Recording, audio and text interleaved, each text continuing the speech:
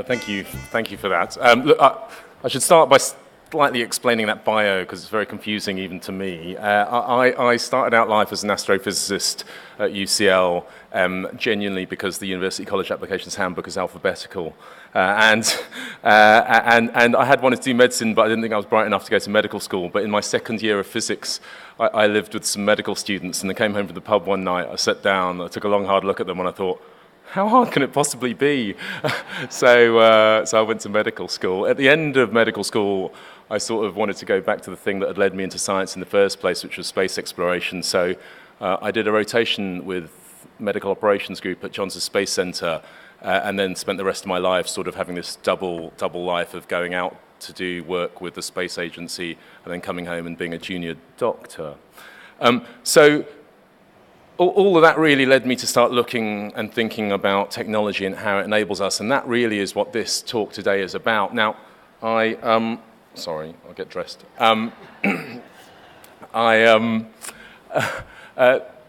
This talk really today is about how much things have changed and what makes us capable in the world, much more really than it is about disasters.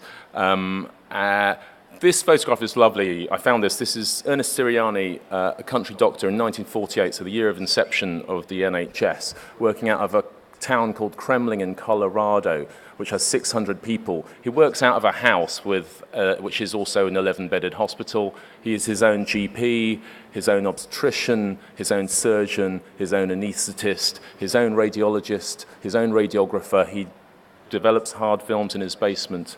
And his own accountant. So if he was around today, we'd all be unemployed.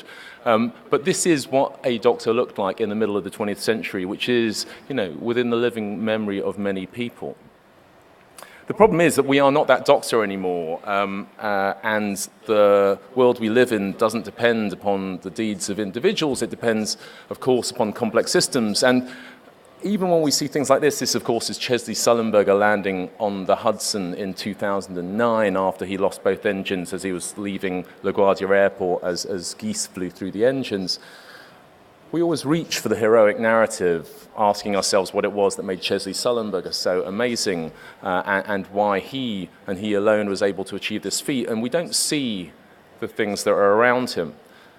So much so, I think, that we in medicine have started to search our souls and look at other professions for ways to behave. And that question over and over again, certainly for us in anesthesia, has come up, why aren't we more like pilots? Pilots are amazing. They do things like Chesley Sullenberger. They can land on the Hudson. And so we've invited pilots in to talk to us about how they do what they do and how we could be more like them. Only I rather suspect that that is an act of sort of professional narcissism in many ways, I think, because in the thought bubble in people's minds, certainly physicians and clinicians' minds, when they think, what should we learn from pilots, is the idea that a pilot looks something like this. And it is sort of this whole idea that, well, let's look for a professional group who are superficially cool and ask ourselves how we can be a bit more like them. And then people say, no, that's not why we look for pilots. We look for pilots because of their superlative safety record. It is statistically, commercial aviation statistically, the safest mode of transport. Well, let me start by asking you this and this audience. How many of you agree with that statement? So commercial aviation is statistically the safest form of transport, if we'd answer honestly to that question. Yeah, and this is every room that I've ever been to. About 70 in this room, about 80% of people agree. And of course it's true. Of course it's true.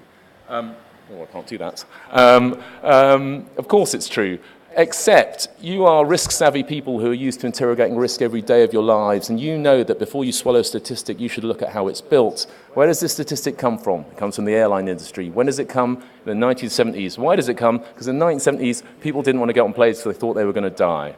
How is it built? It's built to reassure the public, which means if you look at that line at the top, it's deaths per billion passenger kilometers, which means that if you get in a plane, you fly 1,000 kilometers, there are 100 people on board, that's 100,000 safe passenger kilometers.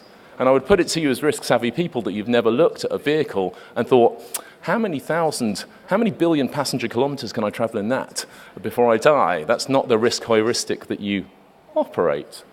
You're clever people, and you might know that even if you're a jet-setting academic radiologist, you may spend no more than 60 or 70 hours in an aircraft a year. And so you may think a more sensible denominator would be time of exposure to risk. You spend many thousands of hours in a car or on a train. You spend only a few dozen in a plane. When you use that denominator, of course, planes get less safe. Buses and trains are safer than planes. And although 80% of you put your hands up when I asked you that question, somewhere deep-rooted in your heart, you have always known that hurtling through the air at 3/4 the speed of sound in a pressurized aluminium tube with an outside ambient temperature of minus 45 degrees, powered by 2 turbofan engines, could be safer than getting on the number 73 bus to Oxford Circus. And yet, we all put our hands up, and I did too. Anyway, I would put it to you that that's not the risk assessment you do. You don't look at a vehicle and say, how long can I spend in that vehicle before I die? The rule of thumb you use to assess the risk in this scenario is, if I get in or on that vehicle, what are the chances I'm dead before I get off or out of it? If you do that statistic, it looks like this. Now, this is the order of safety of this vehicle that my 10-year-old child would probably have given you, because it is the commonsensical fact that single journeys in aircraft can't be safer than planes, it can't be safer than buses and trains and cars and vans. This is not to tell you that you should be scared when you go on holiday this summer. 117 deaths per billion passenger journeys is still safe in absolute terms, but rather to say that before we take lessons from other organizations and before we wonder how our human performance can be better than everybody else's, we should ask ourselves how their success is created and constructed. No bus drivers have ever come and given me a lecture about my practice, and yet they are statistically the safest mode of transport. There are lessons we can learn from other industries, and it's important that we do so, but you need to learn the right lessons. This, of course, is Buzz Aldrin on the surface of the moon now half a century ago, very nearly. And we always get distracted by the most visible element of the system, but it is system. What makes this possible is something much more than the individuals who we most closely identify with those successes.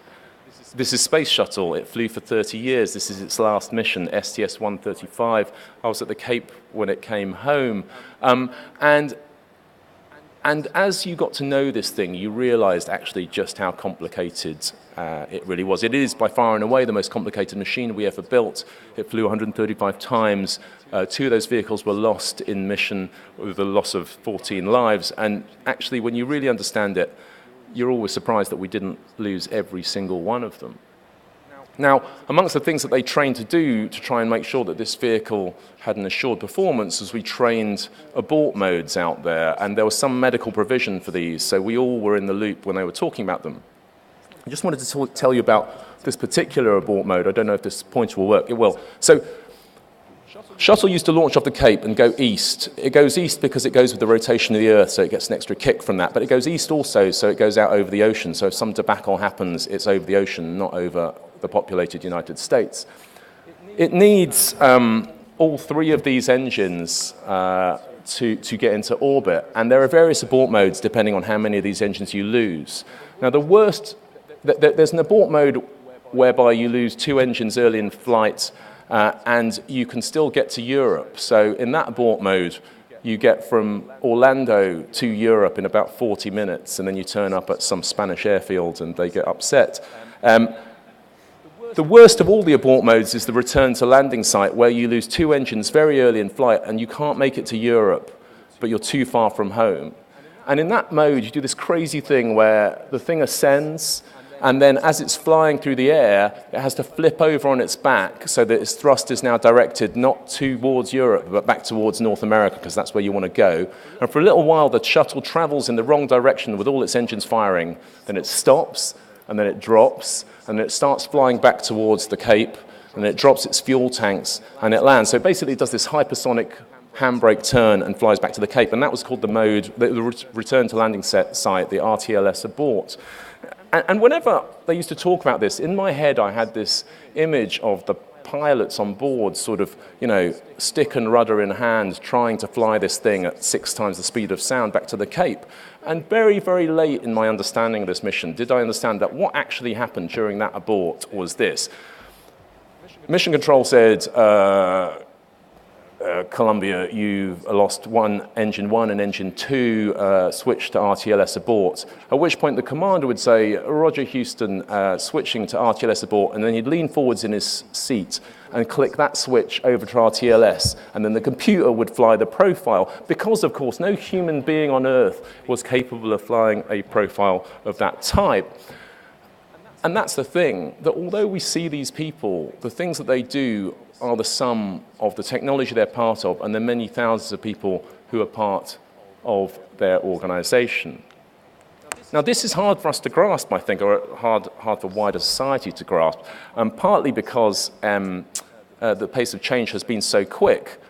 This is Jeanne Calment, who died in 1997 at the age of 122. She is the oldest woman ever to have lived. She was old enough to have met Van Gogh when he came by her bakery when she was a little girl.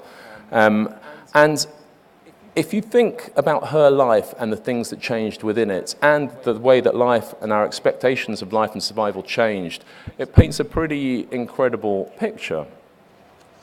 She was born in 1875, and by the time that the 19th century was coming to a close, she was, of course, 25. She was in her 30s when this expedition happens.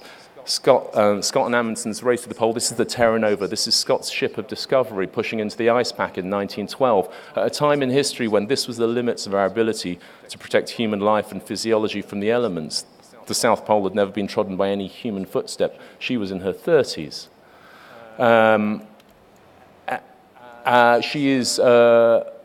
She is in her 30s, sorry, she's in her 20s when that happens, and she's in her 30s when World War I breaks out. And for the first time, the skies become a battlefield. And these flying machines, by the way, this thing that we take so for granted today of aviation, in the war of 1917, the mortality rate amongst pilots who flew in this war, before they ever saw combat, the mortality rate of these pilots in training was 46%. Because these machines just didn't stay in the air. They knew how to build stuff that flew, they just didn't know how to fly it. By the time that the NHS is born and the country doctor is in Colorado, Jeanne Calment is in her 70s. So in 1948, this woman who dies in 1997 is in her 70s. And approaching her 80th year when Norgay Tenzing and Edmund Hillary climb Everest. Now, just stop for a moment and look at this expedition. This is 1953. And the whole world waits with bated breath while heroes of the British Empire climb the last significant pole of the world, Mount Everest. This is sort of the last great gasp of what was the Victorian, really, mode of exploration, bearded men putting one foot in front of another until they found something to stick a flag in. The next time that the world holds its breath in the same way is this, in 1969, when Jeanne Calment is in her 90s. And this is Saturn V on its way to the moon at 25,000 miles an hour. And there's a couple of things to say about this. Jeanne Calment is 90 at this point, and she has no heirs for her fortunes. So she makes a deal with a French lawyer, and she says, I will give you my flat when I die. You'll give me €300 a month until I die. And he says, deal. He died first. So we got one over on the lawyers finally. And she continues, of course. She's still got 32 years of life left at this point. But think on this. She is an adult when this happens, when this is the state of the art in ships of exploration. So you show this to Ferdinand Magellan, who sailed around the globe 4 centuries earlier. And you say, I understand what that is. That's a ship of exploration. That's the state of the art in ships of exploration. It looks like my ship. You show him that. You say, Ferdinand, what's that? And he said, I've no idea. What the hell is that fire stick thing? And you say, Ferdinand, that is the state of the art in ships of exploration. 50 years later, that is Saturn V. But how do we achieve these things? Well, as you well know, the retelling of Apollo, and that will happen a lot next year on the 50th anniversary, tends to center around Armstrong and Aldrin, and it's right that it should, but it is to misunderstand how this was achieved. Apollo is a watershed moment in history. It marks the point at which we could no longer push back the frontiers in science or discovery or medicine with the efforts of a few plucky or elite individuals. It marks the point at which you needed not just a small team, but instead thousands upon thousands of people properly interfaced with technology to make it work. And no one really tells the story of the Apollo landing properly, but it isn't the case that Armstrong was in this vehicle with a very primitive computer and had to take manual control because it crashed. That is not what happened. The computer he had was actually very advanced for its time and very elegant. And in fact, it was automated almost all the way to the surface. And he actually had to put some inputs in very late in the stage. It's not about the skills of the pilot, it is about the capabilities of your technology. And I just have to show you the slide because I'm a complete nerd, but because when we talk about computers and digital computing being part of Apollo, you sort of have an idea of some primitive, slightly large microchip in that. This is pre-microchip, pre-semiconductor technology. The thing inside Apollo that did the computer processing is not the SD card on top of that. It is the thing underneath it. This is core memory. To make zeros and ones and represent them on the lunar lander, you couldn't rely upon valve technology. It was too fragile. So you use this thing. So these are little ferrite cores. So they're like little ferrite iron polos. And threaded through them are copper wires, both in longitudinally and laterally. And to represent zeros and ones here, you either pass current through one wire and then it magnetizes the polo anti-clockwise, or you pass it through the other one and it magnetizes it in the clockwise direction. So this is how you represent zeros and ones, and this is how you program the Apollo computer. And it was programmed in Houston by a bunch of little old ladies who would look at the instructions and weave these lattices into shape. How much information have you got here? Well, you can work it out. You've got 1, 2, 3, 4, 5, 6, 8 rows and 8 columns, so you've got 64 bits of information. Now, the Apollo computer had 1,024 bits of information that it could hold in it. The thing on top, so that's 64 bits. The thing on top, of course, is 8 gigabytes, so 64 billion bits of information, and you'll just chuck that in your phone and not even think about it twice. Which planet is this? Nobody knows. I'd be worried if anyone knew. This is Mars. This is Mars photographed for the first time in 1964 by Mariner 4 as it flies by. This is 22 pictures, and they're only 1% of the planet's surface, and it took 4 days to transmit that back to Earth. Try and do your on-calls at home with that technology. And this is an image of Mars in 1964 from the same vehicle. You know, this is not the image of Mars that we're used to seeing, but this to them was unbelievable and transforming. No one had ever seen the surface of Mars before. Now, if you look closely, in the bottom right-hand corner, so the southern hemisphere on the right side, there is a dull shadow. And that shadow is the Hellas Plantitia, and it's 1,000 kilometers across. Can you, hands up if you can see that? Yeah, now you know what it feels like for me in the CT room when you're pointing stuff out to me on the scans. So that is a 1,000-kilometer feature, and you can only just barely see it. 40 years later, in 2006, Mars Orbital Camera is taking this beautiful photograph of what's called the Victoria Crater. This object is 700 meters across, and the resolution is incredible. It can see down to the point at which it can see the rover which it's dropped off a few months earlier. And at this point, it was doing some useful work. It was trying to work out whether the rover should try and come around this escarpment and into the crater, or whether it would get stuck there forever. That advance in imaging technology, when I was studying astrophysics, my dissertation was in image processing, and I wrote an edge enhancement algorithm that basically enhanced a 512 by 512 black and white picture and just made it a bit sharper. And I could set that running and go downstairs, have a coffee, read the paper, and go back upstairs, and it probably wasn't finished. And that is how much and how fast we've moved in such a short space of time. I like this picture because it reminds me of this picture, which of course is, as you all know, the first clinical CT scan from Atkinson Morley in 1971. You know, and this was the state of the art. This is the year of my birth. And so, as a speciality, you are shackled to Moore's law more closely than any other speciality in the country, which is why you're so well placed, I think, to embrace the changes that come with the digital revolution. I think in our lifetimes, if the world continues to change at the paces it did for Jean Calment, then we can expect quite a lot of it. But the question then becomes, at what point does that technology supersede us and make us redundant? And I know that you have many better qualified speakers coming later on, but I would say only this. This debate was raging in the days of Apollo. When will we not need pilots anymore? I attended a meeting of the space agencies at the start of this century, and they said they had written a straight-faced position paper that said by 2015 we will have no more military pilots inside jets. We just won't need them. We've got UAVs licked. And of course that didn't happen. And I would suggest to you that it's going to be quite a long time before we have to worry about getting our P-45s because the computer has replaced us.